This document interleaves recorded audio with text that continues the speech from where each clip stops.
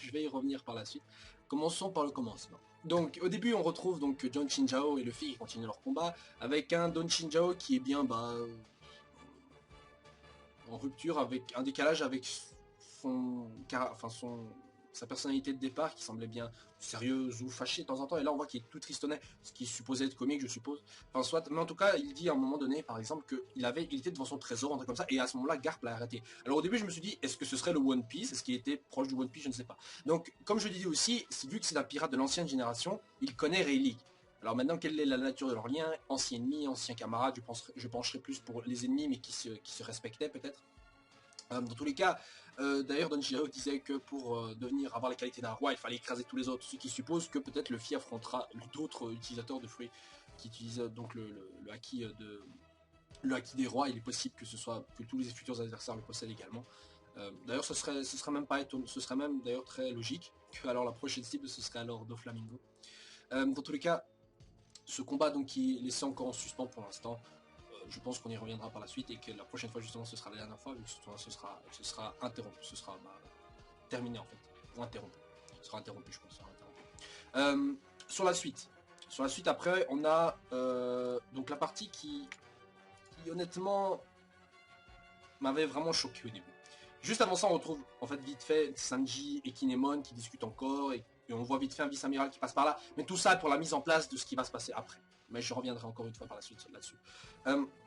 Vice-amiral d'ailleurs qu'on avait vu vite fait durant la guerre, on n'avait pas tellement vu de ses pouvoirs je pense, mais je pense pas non plus que ce soit un adversaire désigné pour Sanji.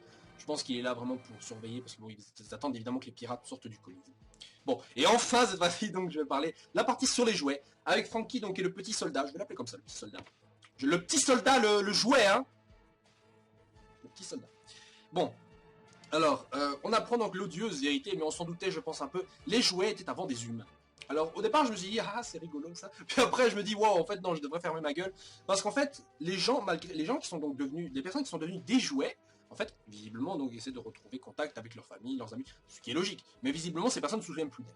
Alors, l'explication serait qu'une personne aurait été amenée il y a des années, une décennie, je pense, 10 ans, je crois, le Flamingo a ramené une personne qui aurait changé ses gens en jouets. Maintenant, pourquoi? Je ne sais pas. Peut-être qu'ils ont fait quelque chose de mal, visiblement, parce que le petit soldat était une sorte de criminel. Je crois rechercher, je me souviens plus tellement. Il faudrait que vous me disiez dans les commentaires ce que vous en pensez aussi.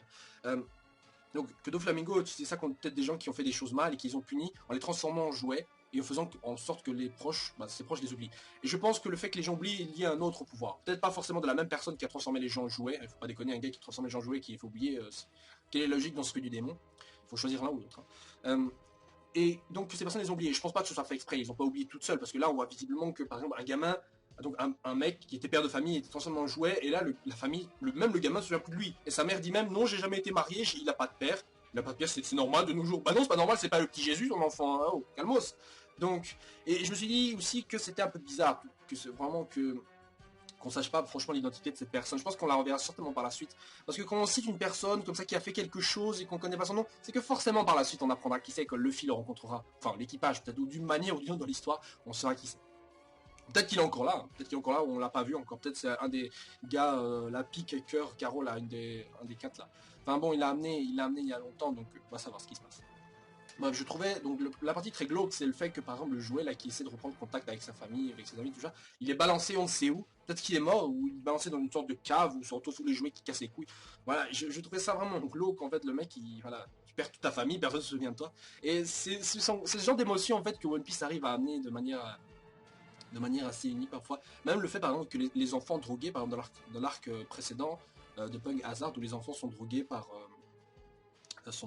Kaiser.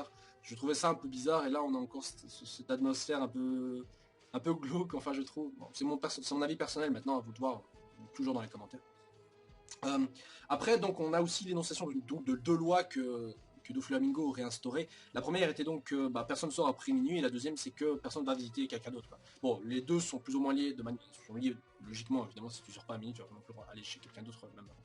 Et on peut se dire alors pourquoi? Alors je pense que déjà c'est pour éviter que les joueurs rentrent en contact avec leur famille aussi. Peut-être parce que si ceux-ci traînent dans les rues ou quoi. Ou alors c'est parce qu'il y a un truc qui se passe la nuit et que personne n'est censé voir. Peut-être une sorte, je sais pas, peut-être un truc lié à la production de Smiley, le fait qu'il y a des gens qui passent, enfin, allez savoir. Le fait que les gens aillent pas chez les autres, peut-être c'est pour éviter une sorte de rébellion, une sorte de soulèvement qui se prépare chez quelqu'un. Donc logiquement personne ne peut sortir pour pas interagir avec d'autres personnes. Donc, alors pourquoi pas le jour? Ce qui ruinerait un peu cette idée-là. Donc je pense que finalement c'est forcément lié à un truc avec la production de Smiley, quelque chose comme ça, ou à la production de Lucie.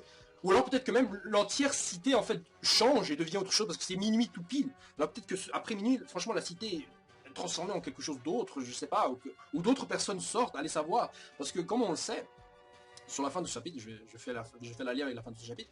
La fin de ce chapitre donc qui est tournée vers les gnomes Nami et Robin et Usopp donc qui vont se lancer vers la sombre l'usine sombre, enfin je veux dire, qui se trouve visiblement en dessous du Colisée, là où comme par hasard se déroule le combat entre Luffy et Shinjao, enfin le tournoi quoi. Et, euh, et on peut se dire tout se met en place pour que tout le monde se réunisse sur ce tournoi. Sanji, Usopp, Robin, Frankie même, je pense qu'il m'avait dit y aller. Même si à la base Kinemon voulait sauver son pote, je pense qu'ils vont quand même se rendre là aussi. Peut-être qu'il se trouve là, hein, peut-être, je ne sais pas. Et donc je pense que tout le monde va se réunir là, à part ceux qui sont encore restés sur le bateau, donc Brook, Nami et Chopper. Je pense qu'ils doivent encore se diriger vers Law, qui d'ailleurs on avait vu une page rapide, bon j'aurais espéré voir plus mais c'est pas grave, où on le voit une explosion, un combat titanesque qui normalement aurait déjà dû raser l'île entière, mais bon, on va pas se demander non plus les rapports de force à ce moment-là. Donc il est encore vivant, c'est tout ce qu'on sait, d'ailleurs c'est normal qu'on s'attarde pas plus longtemps là-dessus. Je pense que c'est pour nous donner envie de lire le reste, de lire le reste, parce que si on m'avait donné le choix entre voir du combat avec Law, Fujitora et de Flamingo et voir la suite de ce qui se passe avec l'équipage, je pense que j'aurais choisi le combat avec Law.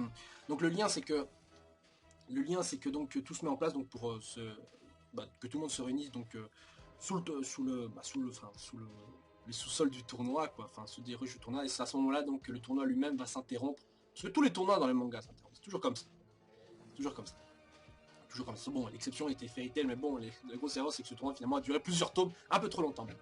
Je trouve ça aussi dommage parce que j'aurais aimé voir des combats genre Bartholoméo contre Luffy ou Cavendish contre quelqu'un d'autre, ou voire même ce qu'aurait servi Rebecca, parce que bon, beaucoup de gens étaient finalement partisans de l'idée que Rebecca entre dans l'équipage de Luffy, mais franchement, à chaque fois qu'il y a un personnage féminin, à chaque fois, on s'imagine, oh, elle va rentrer dans l'équipage. Je pense que les gens sont vraiment à cran, elles veulent vraiment une nouvelle meuf, parce que dire par exemple que Monet, par exemple, dans l'arc précédent, allait entrer dans l'équipage, je me dis, what? Mais quoi?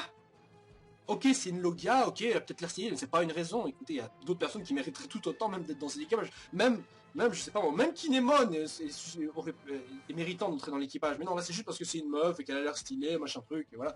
Ou même par exemple, comment elle s'appelait, la blondasse là sur l'île des Amazones, là, qui a trouvé le fille avec les cheveux courts là, et avec les bas.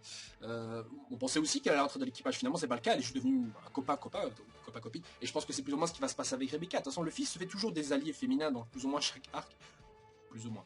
Bon, il y a des exceptions, mais bon, bref. Il se fait des alliés, donc c'est pas pour autant qu'ils vont rentrer dans l'équipage. Donc je pense que certains devraient peut-être devenir un peu plus réalistes et se dire que finalement, c'est pas parce qu'un personnage est stylé qu'il va forcément rentrer dans l'équipage. Parfois oui, parfois non. Mais ça se voit direct les persos qui vont rentrer dans l'équipage. Ça se voit direct. Jinbei, ça sentait un peu moins parce que ça semblait un peu bizarre, et finalement on a eu raison de dire que c'était un peu bizarre parce que finalement il n'est pas vraiment rentré dans l'équipage officiellement. De manière officieuse peut-être qu'il est rentré, mais pas de manière effective. Pas de manière effective. Ça viendra certainement plus tard, après le combat contre Kaido ou Big Mom, je ne sais pas, on verra. Mais ça se déroulera dans bien longtemps et on a le temps avant ça. Bon, pour le prochain chapitre, donc je pense que les forces vont, comme par exemple, se mettre en route. On a un retour sur Don Shinjao, peut-être la fin de leur combat, je ne sais pas. Le tournoi va être terminé, enfin va être interrompu. Luffy va piquer vite fait le Mera, peut-être, je ne sais pas, qu'il se trouve là, ou alors qu'il se trouve encore à côté de Flamingo, je ne sais pas. Cliffhanger, je pense, sur l'eau et les autres, je pense à ce moment-là. Et peut-être que le fait que les humains aient été tournés en jouets justifie finalement la future alliance aussi avec Dressrosa. Peut-être que Luffy va faire en sorte que tous ces jouets redeviennent humains. Peut-être que Luffy va faire en sorte que ces humains que les autres qui ont oublié donc ces jouets vont se rappeler. Peut-être que Dressrosa entière va donc se reléguer contre Doflamingo. Peut-être que Dressrosa deviendra de la même manière que Alabasta, Skypia et l'île des hommes poissons, même Water 7 sont devenus plus ou moins copains avec Luffy. Peut-être ça justifierait leur aide dans la future guerre qui se déroulera à la fin de One Piece contre le gouvernement mondial, Luffy contre la marine et son père, le révolutionnaire, contre le gouvernement mondial, et les deux ensemble dans un combat final où Luffy et les quatre premiers compagnons qu'il a récoltés se battront contre les 5 étoiles, le Gorosei qui détiennent le secret du monde, et peut-être que ceux-ci ont été rendus plus jeunes à cause de l'autre, la pétasse, la Shell aux cheveux roses, qui finalement on a pensé qui a été capturée au départ par Sakazuki. enfin Akainu, mais finalement on la voit qui est de nouveau libre, peut-être qu'elle a fait un marché pour rendre de nouveaux jeunes, elle s'appelait Jaweli Bonnie, voilà c'est ça, qui les a rendus plus jeunes pour qu'ils deviennent plus puissants, je ne sais pas, peut-être qu'elle a fait une sorte de marché, va savoir. Bon, je vous laisse, je vous ai laissé entrevoir plus ou moins la théorie sur ma fin de One Piece, qui se déroulera contre le Gorosei, parce qu'il y a un assistant, bon je vais pas aller dans les détails, mais un assistant vite fait, il y a très longtemps, avant même que l'histoire ne soit au point des hommes de l'île des hommes poissons, un assistant avait vu l'auteur dessiner une bataille épique, soi-disant, mais où on mettait en scène au moment une sirène géante, et visiblement il ne la connaissait pas, vu que l'histoire n'en était pas encore à ce stade-là. Une sirène géante ordonnait à des rois des mers d'attaquer Marie-Joie, enfin, une sirène géante qui commande des rois des mers. Ce serait pas Shirahoshi, ça? Enfin, voilà, je pense que c'est ça qui va se passer, et on sait que Oda a prévu la fin. On sait que Oda a prévu la fin.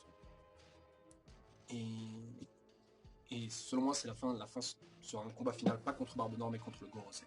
Et je pense que c'est ça, franchement. Bon, je vais pas m'attarder encore plus longtemps sur la fin, parce que sinon la vidéo va durer une demi-heure, mais je dirais vite fait des choses. D'autres disent que la fin de One Piece serait la destruction en fait de Red Line, enfin... Bon, bref. Avec les armes légendaires. Bon bref, je vais arrêter la vidéo là. Donc on se retrouve la semaine prochaine pour le prochain chapitre de One Piece. Et pour de nouvelles théories, laissez vos commentaires, partagez la vidéo, abonnez-vous et même montrez cette vidéo à d'autres de vos potes qui sont peut-être intéressés aussi sur One Piece et qui suivent l'histoire avec attention et qui élaborent aussi des théories, même sur des forums que vous écrivez, parce que je sais que certains d'entre vous écrivent sur des forums allégués et liés au manga et qui lâchent leurs discussions, enfin qui lâchent des mots et des petites phrases comme ça en donnant leur avis en même temps sur le chapitre en lui-même. Bon, bref, sur ce, donc, bonne journée et à la semaine prochaine. Salut. Zou.